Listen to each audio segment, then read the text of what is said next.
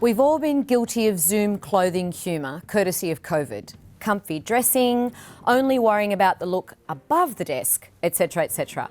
For a long time, we've all been in meetings presenting perhaps not our best or usual self. Has working from home had a detrimental impact on our personal brand that may impact our career success? Unfortunately, the data suggests yes, and it's our women in the workforce who will be feeling this the most. Exactly just how much of an impact can it have on your life, how you look or present on the outside? Could it mean the difference between getting or not getting a promotion? And can you really boost your confidence by wearing a well-fitted suit?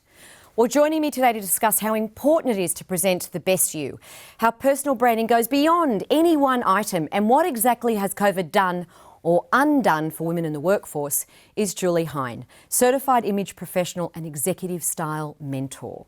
Welcome, Julie. Thank you, Angela. Thank you. Thank you for joining us. And I know, congratulations, Melbourne is out of lockdown and you've been to the hairdressers, I assume? I have been to the hairdressers. I've yet to visit the nail salon, but I have definitely, yes, visited the hair salon, which is all in due course, priorities, and you'll get to that as well. And we're making light of it, but there was so many mental stress issues and fatigue points that were hit with such an intense lockdown that you guys have experienced in Melbourne that you're probably really best placed to make some comment on how important presentation is. And you know, Julie, that we talked off camera and in previous times about the relevance of presentation and personal branding. You're a huge advocate on that. That is your life's work. But you wrote a report and it's called How Do You Want the World to See You Post-COVID? Don't Lose Your Relevance While Working from Home. And I thought that was most poignant coming from a Victorian or Melburnian at the same time. You've really highlighted some really serious issues that women are facing in the workforce because of lockdown. So, I mean, you know, we just discussed the impacts of Zoom. Let's have a giggle, right? How many of us got caught? You know, if I showed you, look, from the waist down, I'm okay, but I do have my runners on.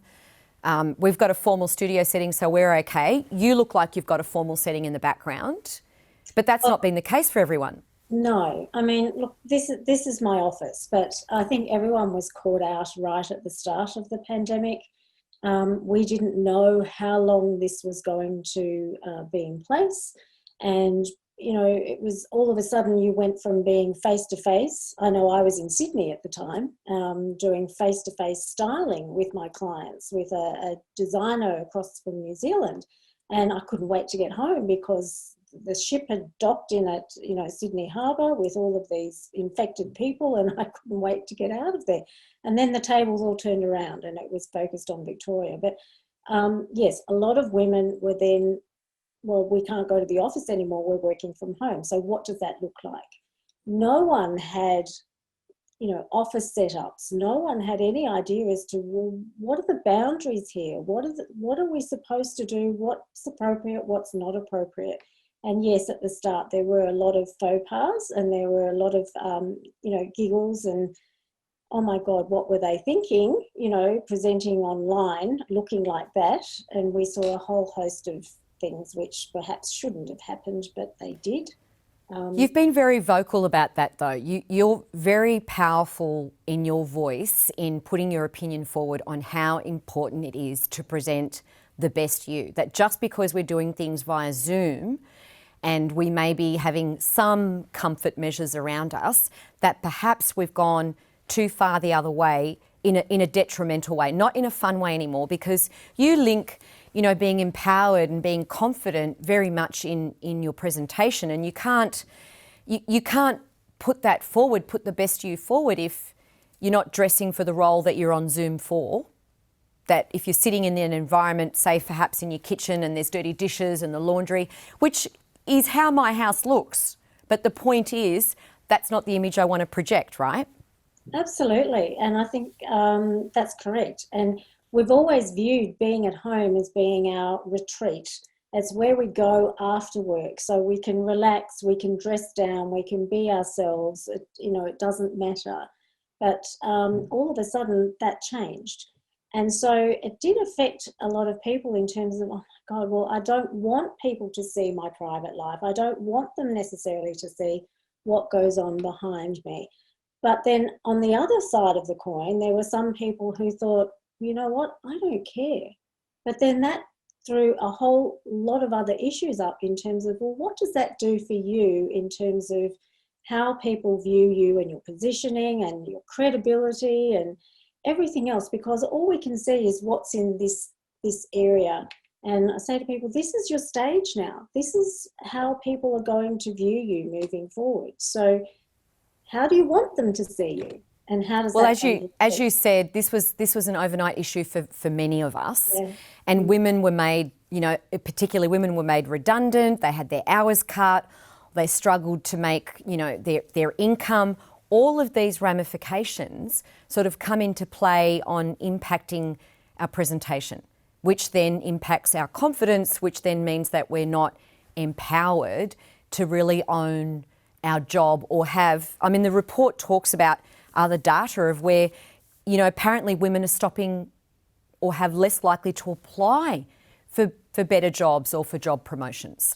Yes, and that's really interesting because, women traditionally have always been, the ones doing most of the home chores. I shouldn't say men aren't involved. No, and it's not that, but it's just that we automatically assume that role. Most women would automatically assume that role. So they were wearing lots and lots of different hats over this period. They were having to try and homeschool. They were having to try and hold their jobs down. They were holding board meetings. And that's still happening now. And how do you do that? How do you manage all of that and keep sane and keep a level head? And then for some of them, it was just too hard to even try and contemplate, well, what do I wear every day to work? How do I dress for work? Is it okay to show up, wearing a hoodie or looking like I've just rolled out of bed and I haven't combed my hair and I haven't, put any makeup on? But at the same time, they were also concerned, Angela, about, well, I want to project a good impression. I want to be able to, I don't want people to be second guessing who I am and whether I do what I do. And particularly for women who perhaps have become displaced in the job market with what happened with COVID, it was, well, they have to now find new positions. And I still have women that I'm talking to that have been months out of work and are looking for new roles. And so it's, well, how do you project that presence online when you can't get to meet someone face to face? You can't create that rapport in a personal setting, which was much easier than trying to do it through a computer screen. So we've also got your report showing with the data that men are going to be returning to work faster if they haven't already, or in the case where both parents used to work, and the women can work from home perhaps because their roles were easier to manage working from home, but some of the men have still stayed at work.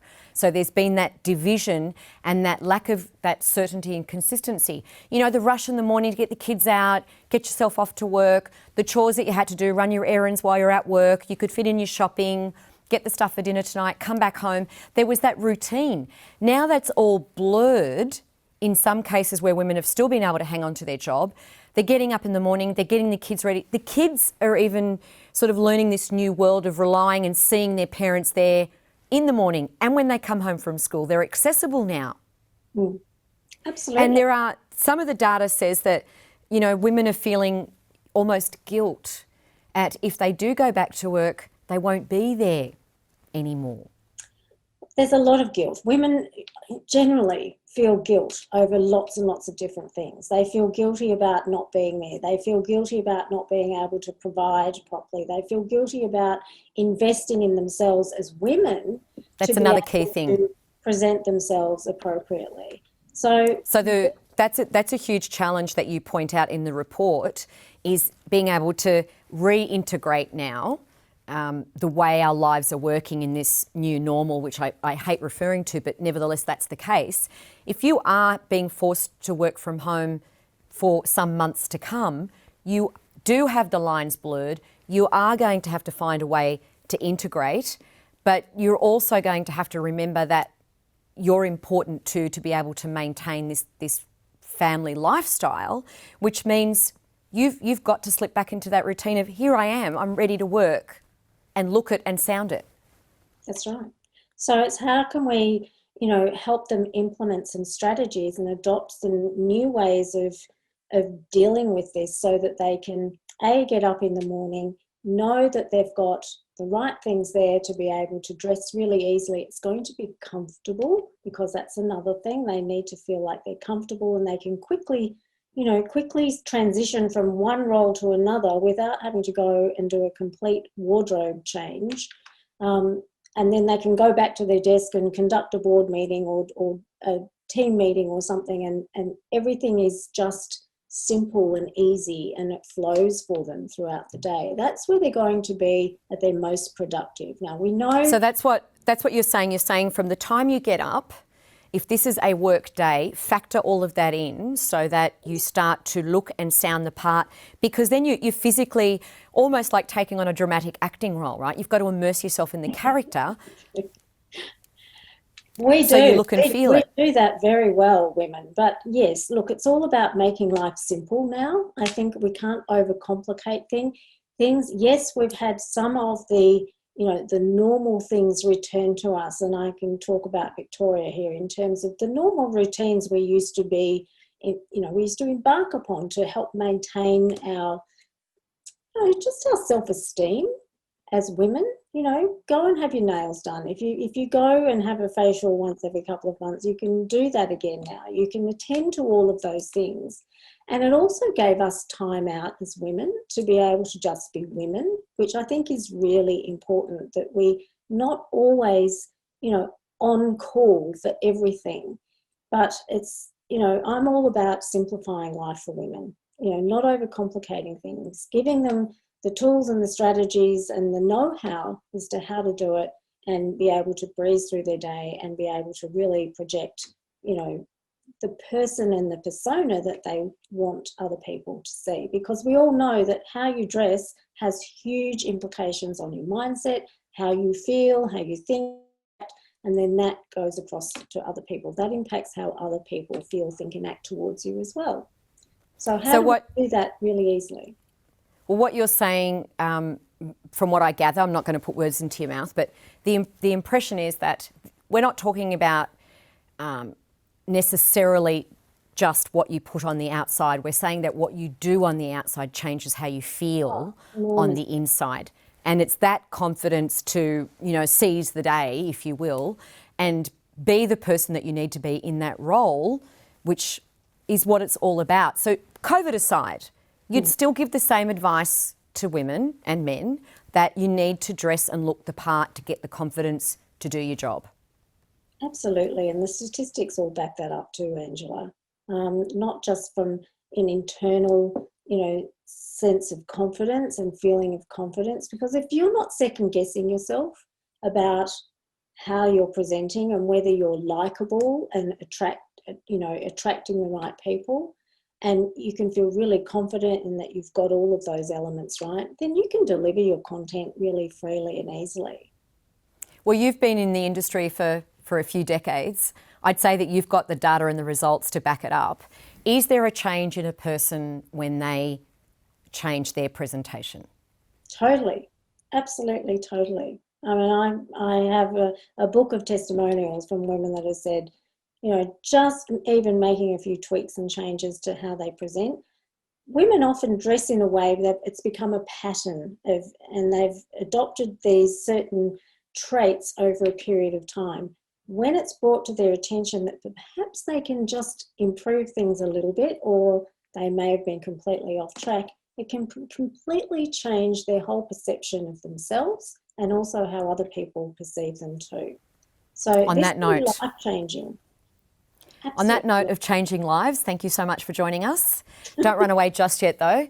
Everyone watching us in viewer land of YouTube, I hope you have pressed the subscribe button. If you haven't, you need to do that now. That way you'll get all the latest episodes of SME TV on an alert. Now, Piedmont Studio, thank you for making us look and sound good.